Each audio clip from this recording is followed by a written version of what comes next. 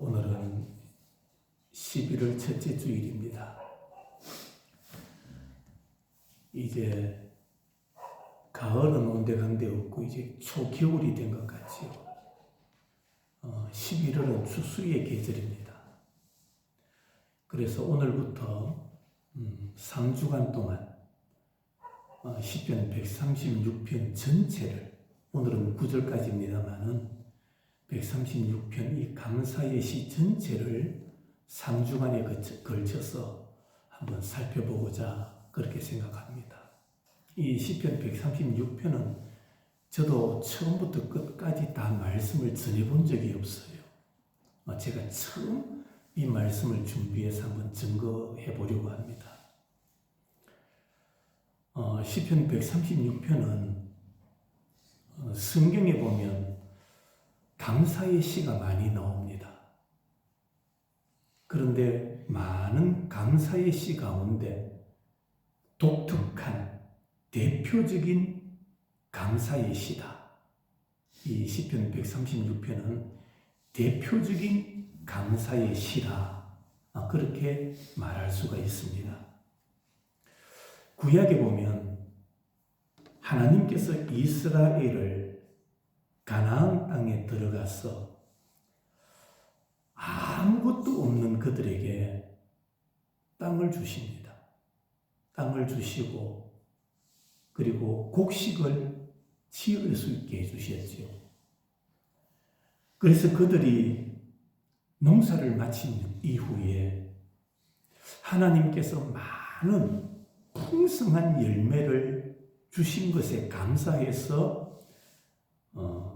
절기를 지켰는데, 그것이 바로 이 한 해 마지막에 드리는 추수절기입니다. 청교도들이 이 감사의 절기를 제일 먼저 지키었다라고도 볼 수가 있어요. 1620년에 청교도들이 처음으로 미국에 도착한 해입니다. 1620년이. 청교도들이 영국에서 신앙생활을 하다가 신앙의 박해 때문에 네덜란드로 가게 되고, 그 이후에 신앙의 자유를 찾아서 신대륙으로 가게 됩니다. 이들이 신앙의 자유를 찾아 떠날 때는 몇 명이 출발했느냐? 153명이 출발을 합니다.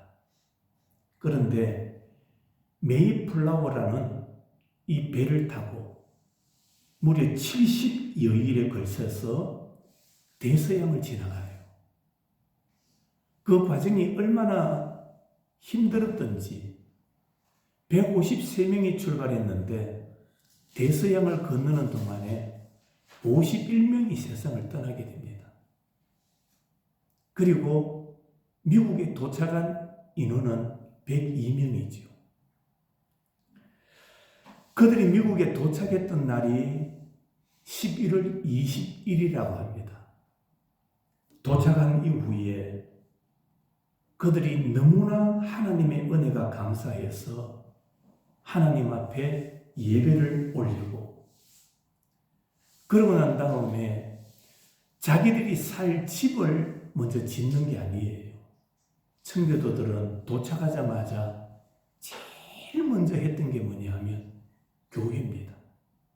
교회를 지었습니다. 교회를 짓고 그 다음에 지었던 게 뭐냐 하면 교육을 위한 학교였습니다.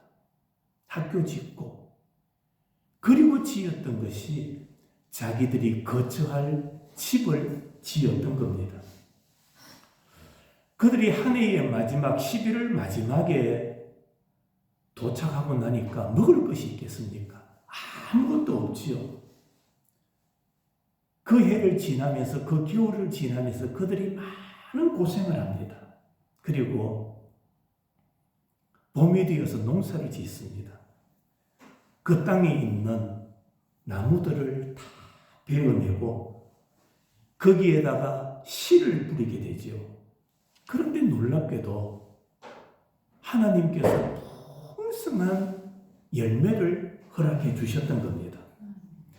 그래서 그때 지도자였던 브래포드 씨가 우리가 이렇게 그냥 풍성한 열매로 즐거워하고만 있을 것이 아니라 큰 잔치를 베풀고 주변에 살고 있는 원주민들을 초청하고 하나님 앞에 감사 예배를 드렸던 겁니다. 그날이 바로 현대의 감사들의 기원이라고 할 수 있습니다. 이런 감사를 볼 때 우리가 하나 깨닫는 게 있어요. 참다운 감사는 순경에서 나오는 것이 아니라는 겁니다. 진정한 감사는 평안할 때, 배부를 때, 만족할 때, 아무런 사건, 사고가 없을 때 감사하는 게 아니더라는 겁니다.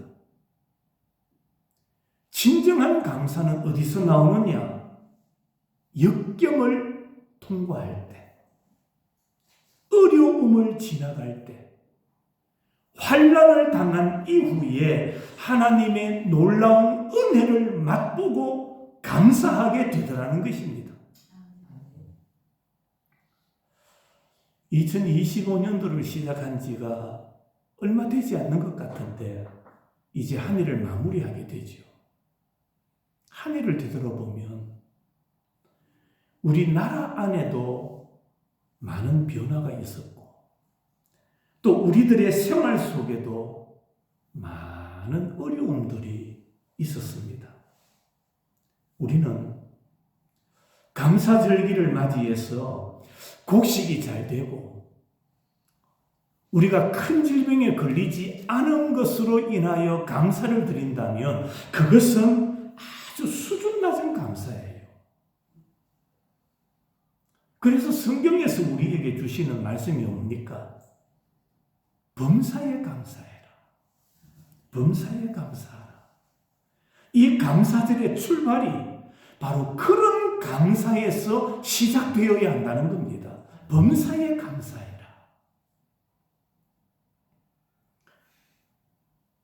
감사할 줄 아는 사람이 성숙한 사람이고 감사할 줄 아는 성도가 성숙한 성도입니다. 그런데 점점 시간이 갈수록 세월이 흐를수록 우리의 신앙의 연륜이 쌓여갈수록 감사가 늘어난다면 더 풍성한 감사를 한다면 그 사람은 성숙한 성도라는 겁니다. 어떤 사람은 시간이 갈수록 감사가 늘어나는가 하면 반대로 어떤 사람은 신앙생활을 할수록 교회에 출입할수록 마음이 강팍해져 가는 사람도 있습니다. 감사가 많은 사람이 성숙한 사람이지 마음에 강팍해지는 사람은 성숙해질 수가 없는 겁니다.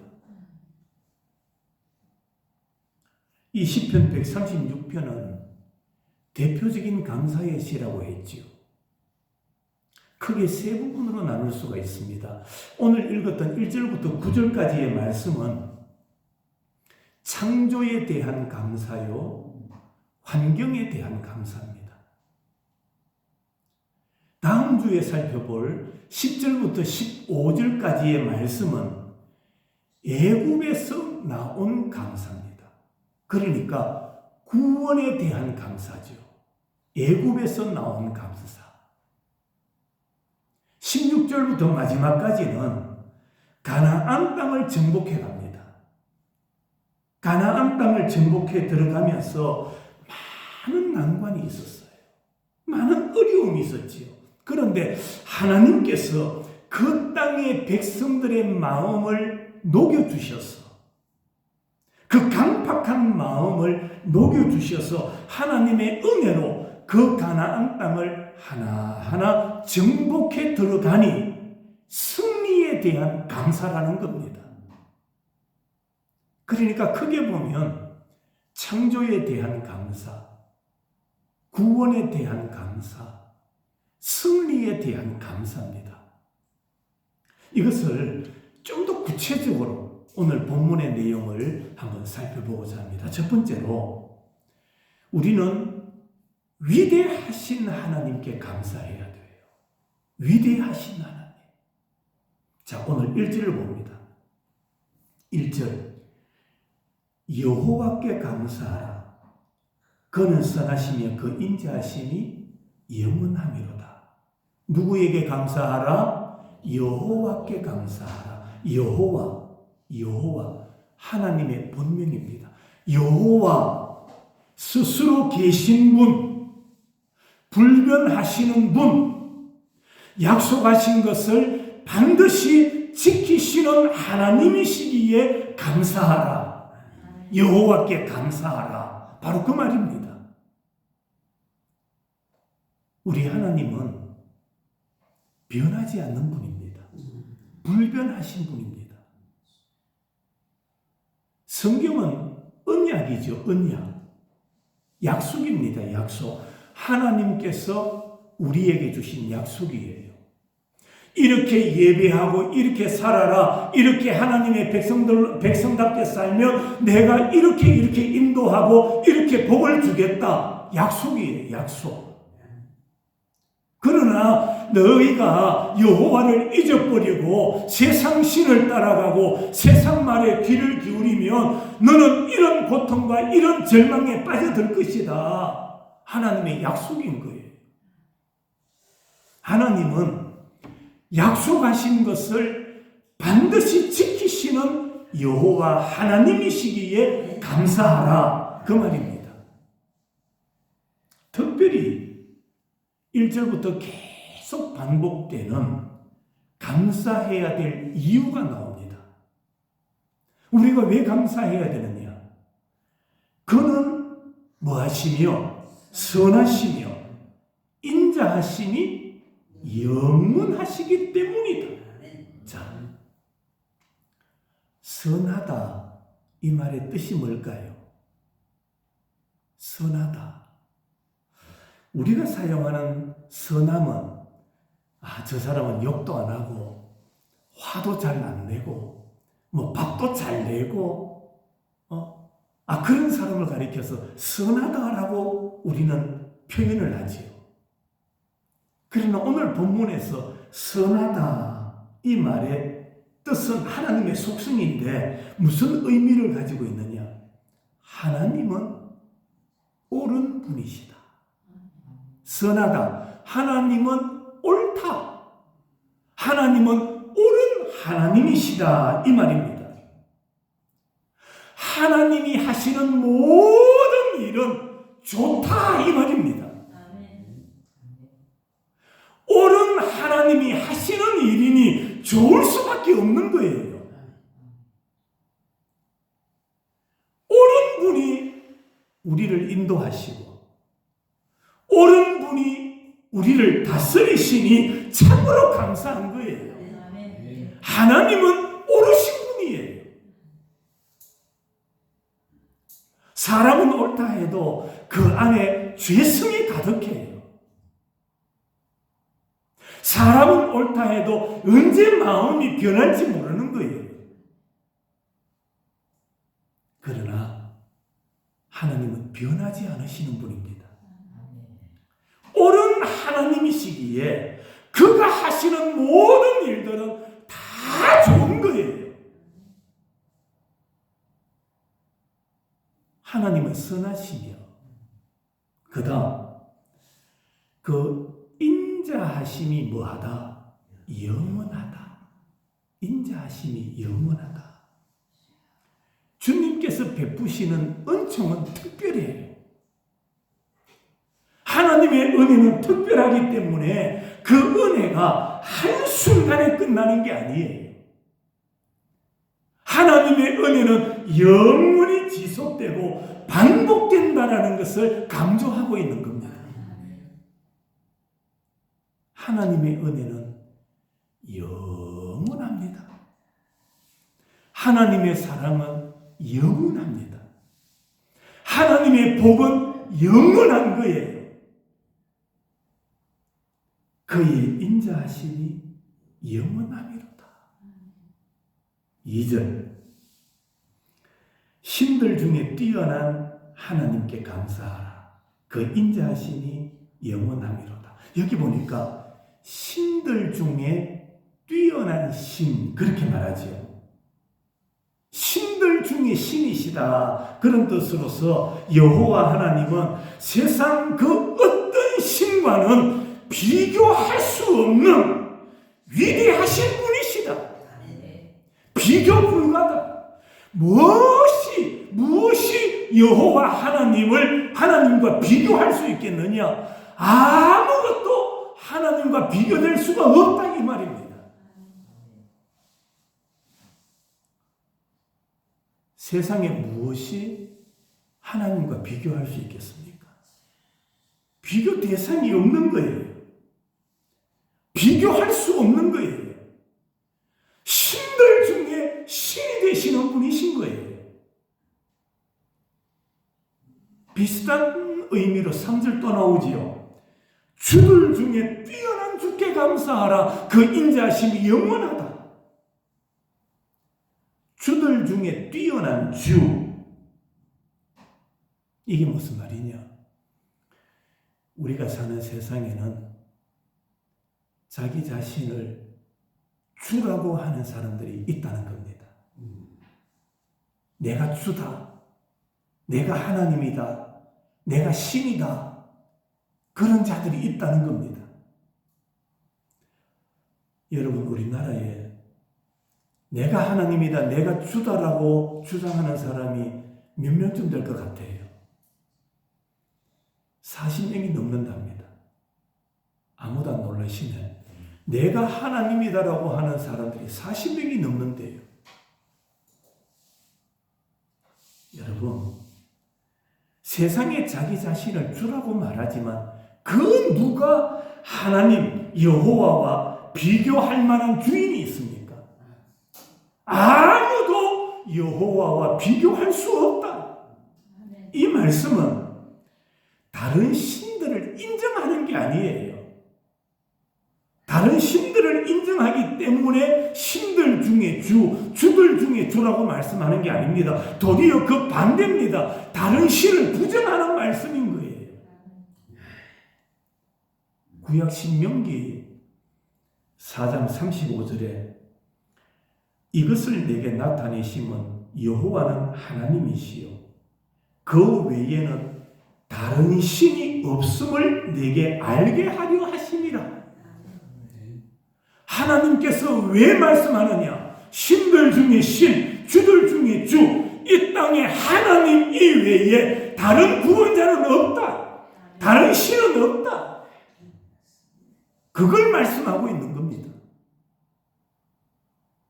신명기 10장 17절 너희의 하나님 여호와는 신 가운데 신이시며 주 가운데 주시요 크고 능하시며 두려우신 하나님이시라.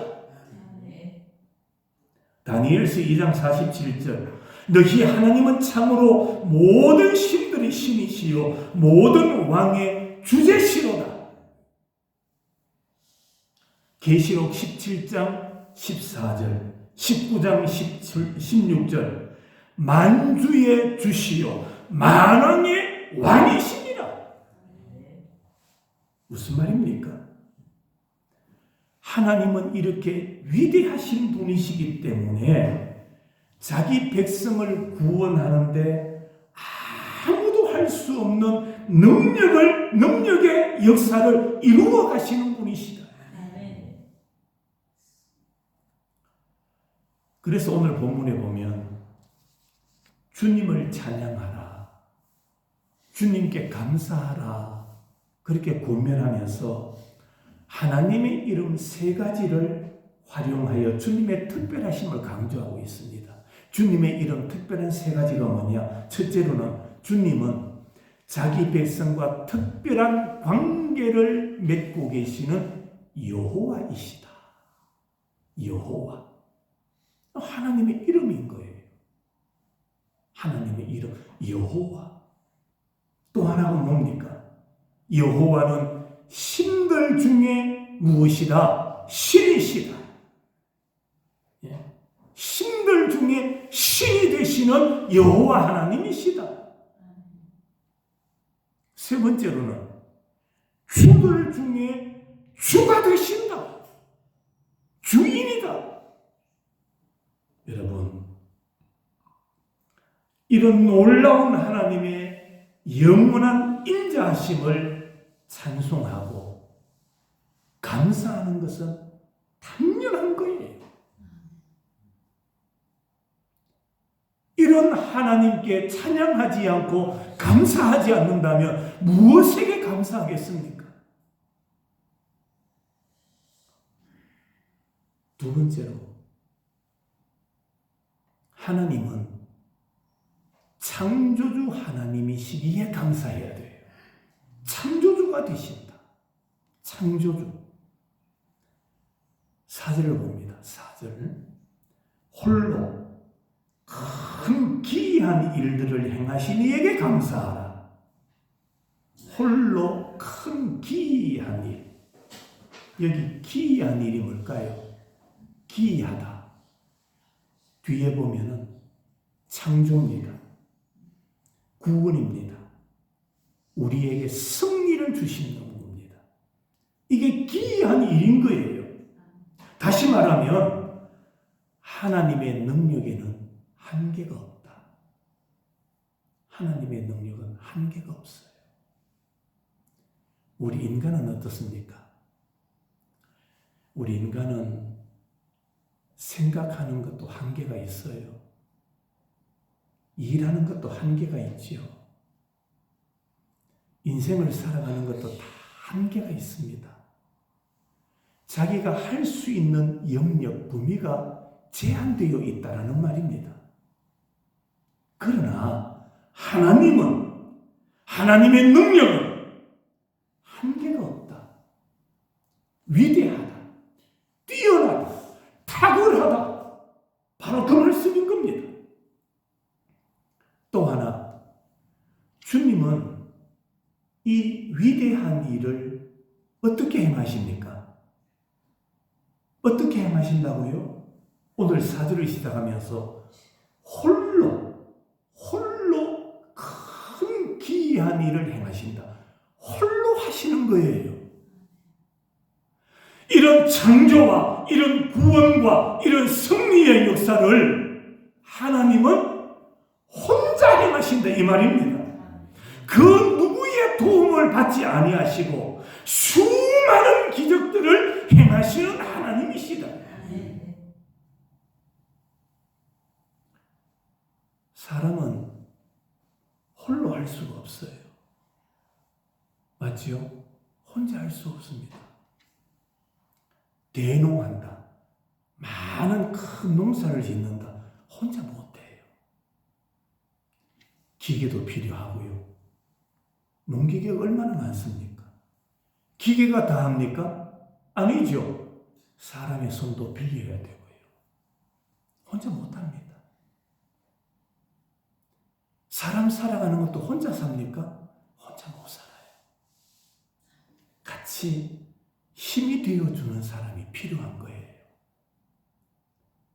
그러나 하나님은 큰 기이한 일을 어떻게 홀로 행하시는 여호와시다.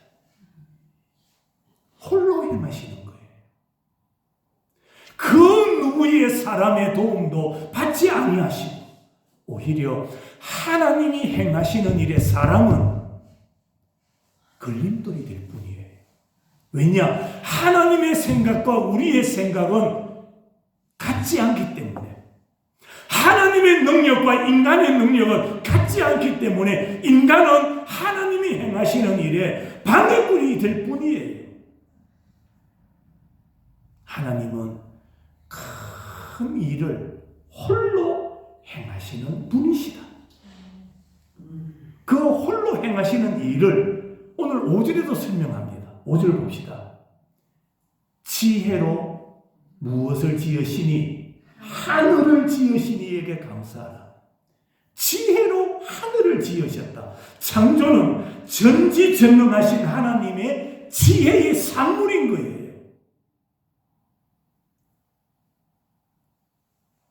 하나님은 창조하실 때, 세상을 창조하실 때 하나님의 모든 통찰과 실력을 동원하여 만드신 거예요. 하나님께서 심혈을 기울여 만드셨기 때문에 세상은 아름다운 것입니다. 창세기 1장에 보면 하나님께서 천지 만물을 창조하실 때 있으라, 있으라 그렇게 말씀하죠. 그런데 사람을 며칠 날 지으셨습니까? 며칠 날? 제일 마지막 6일째 짓습니다. 사람을 첫날 지으신 게 아니에요. 제일 마지막 모든 자연 만물과 생태계, 생물들, 자연들을 다 만드시고 난 다음에 마지막에 인간을 만드셨어요. 어떤 사람들은 그렇게 이야기합니다. 왜 사람을 제일 마지막에 만들었을까? 사람의 습관이 있어요. 습관이. 사람은 옆에서 이렇게 구경만 해도 누가 했다 합니까? 누가 했다 하지요? 내가 했다 이겁니다. 옆에서 손가락 하나 안 움직이고 구경만 해놓고도 저건 내가 했다 이럽니다. 우리나라 사람들 보세요. 그냥 방송을 통해서나 이렇게 아는 사람 나오면요. 아, 내 저 사람 안다 이럽니다. 만난 적도 없어요. 전화번호도 몰라요. 아, 내 저 사람 안다. 그런데 그런 말에는 도움이 될 때도 있고 도움이 안 될 때도 있어요. 어느 선교사가 선교지에서 사역을 하고 있었습니다. 지금은 고인이 되셨습니다마는 순복음 계통의 아버지라고 말하는 조용기 목사님. 그분은 우리나라만이 아니고 전 세계에서 탁월한 설교가고 또 그분을 인정하고 있어요. 선교사가 선교지에서 복음을 전하는데 현지 사람들이 그러더랍니다. 당신 조용기 목사님을 아느냐고. 이 선교사님은 교단도 다르고 만나본 적도 없고 그런데 영상으로나 소식을 들어서 많이 안다는 겁니다. 그래서 현지인이 당신 조용기 목사님을 아느냐고 묻길래 네 안다 잘한다 이랬더니 와, 그 훌륭한 목사님을 아는 당신은 위대한 사람이다 그러더래요. 복음을 전하는 데는 뭐 그게 도움이 될지 모르지만은 우리나라 사람은 허풍이 센 거예요. 하나님께서 인간을 제일 마지막에 만드신 이유가 뭐냐면은 하나님의 창조물을 마치 자기가 만들었다라고 말할 위험성이 있기 때문에 제일 마지막에 만드시는 겁니다. 오늘 성경을 보세요. 하나님은 이 크고 위대한 일을, 기이한 일을 누가 어떻게 홀로 행하시는 하나님이시다. 혼자 행하시는 거예요. 이런 하나님께 우리가 감사하지 않을 수가 있겠습니까? 6절 땅을 물 위에 펴신 이에게 감사하라. 무슨 말입니까? 육지와 바다를 창조하신 하나님이다 이 말입니다.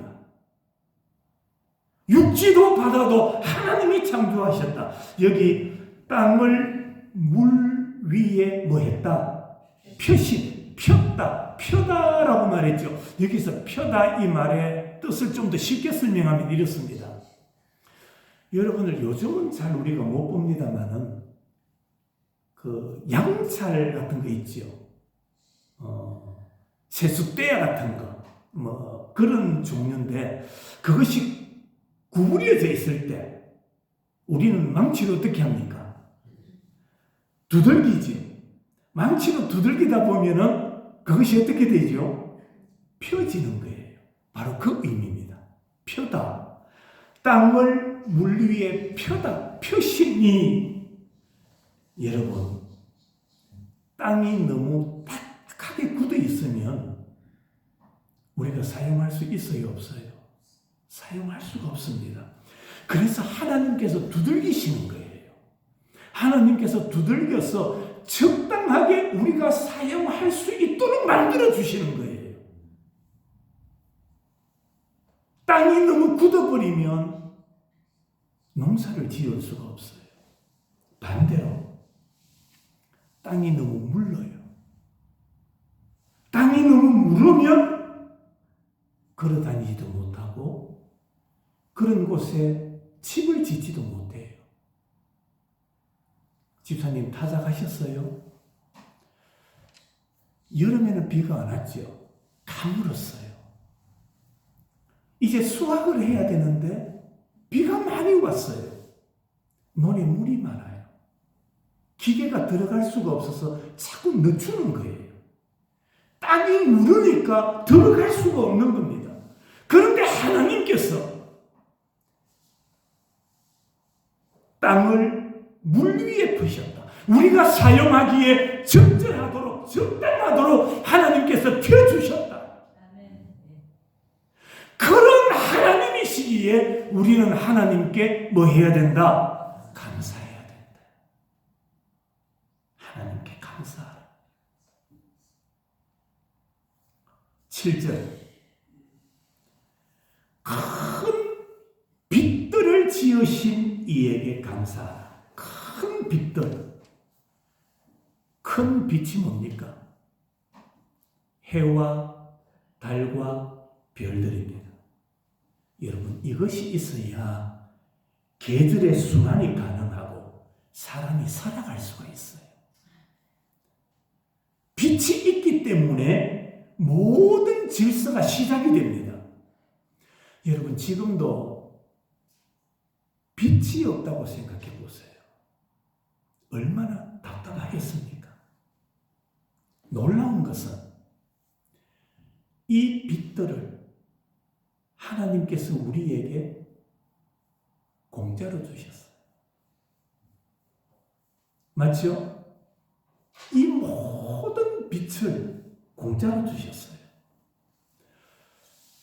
여러분, 우리가 전기를 사용하는데도 얼마나 많은 부담을 해야 됩니까? 뭐 시골에는 그 농사용 전기가 있어가지고 좀 저렴하게 사용할 수도 있겠지요. 그런데 도시는 그렇지 않아요.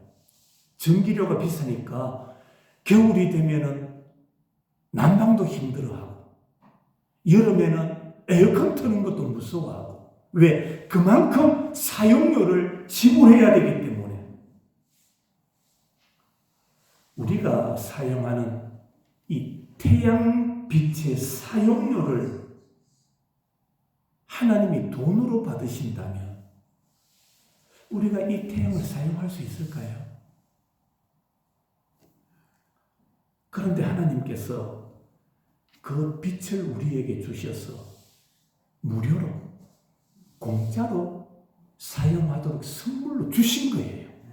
빛을 선물로 주신 거예요. 여러분, 이제까지 살면서 이 태양빛의 사용료를 지불해 본 적이 있나요? 아무도 없어요. 보편적인 하나님의 은혜예요. 태양빛만이 아니고 공기도 마찬가지입니다. 공기. 여러분들은 공기가 있기 때문에 뭐 하며 삽니까? 숨을 쉬면서 사는 거예요. 자, 공기가 없다고 생각해 보세요. 공기가 없다. 여러분들은 공기 호흡을 하지 않고 얼마나 살 것 같아요? 얼마나 살 것 같아요?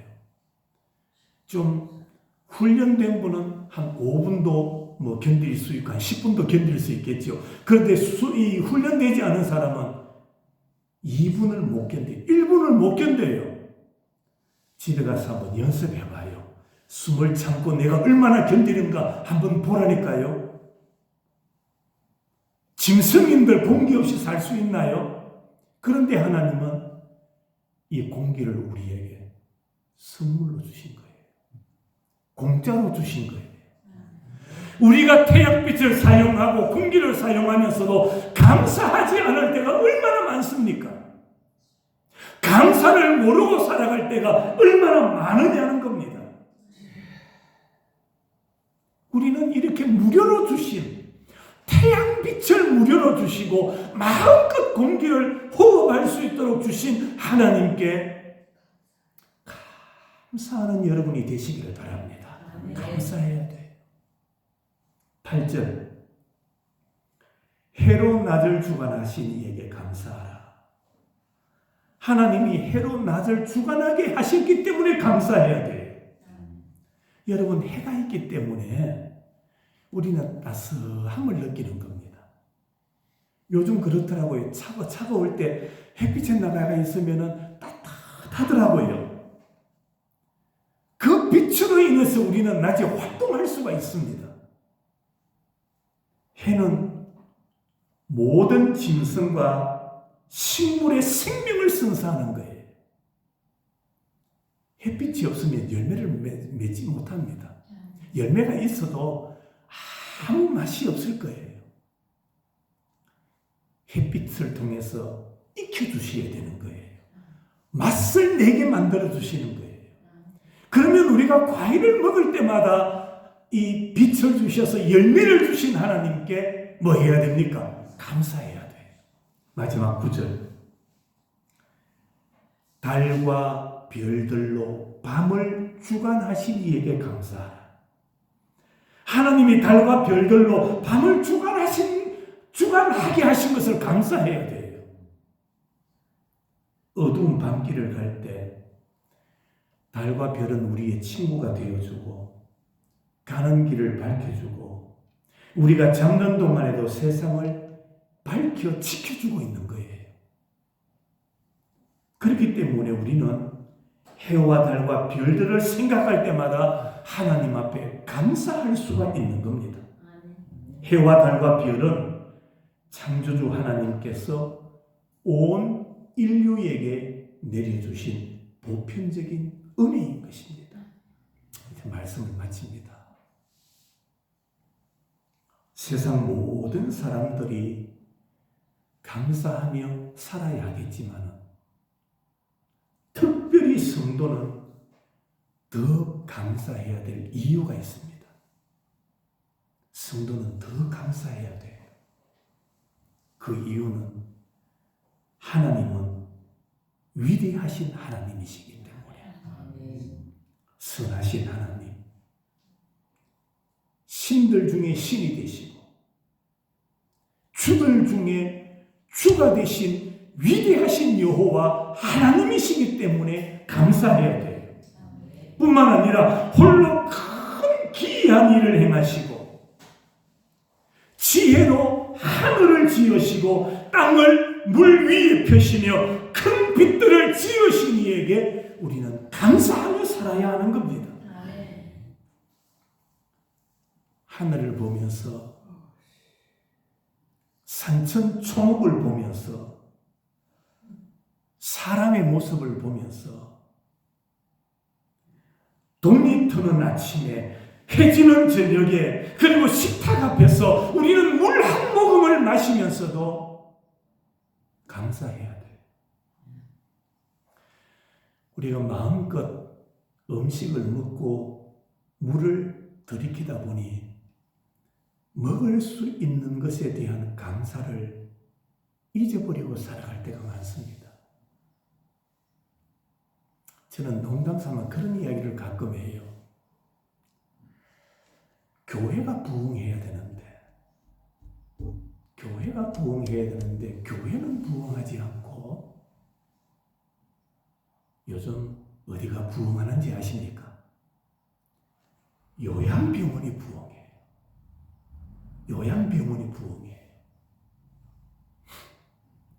제가 사는데 조금 1km도 떨어지지 않았어요. 큰 병원이 있었어요.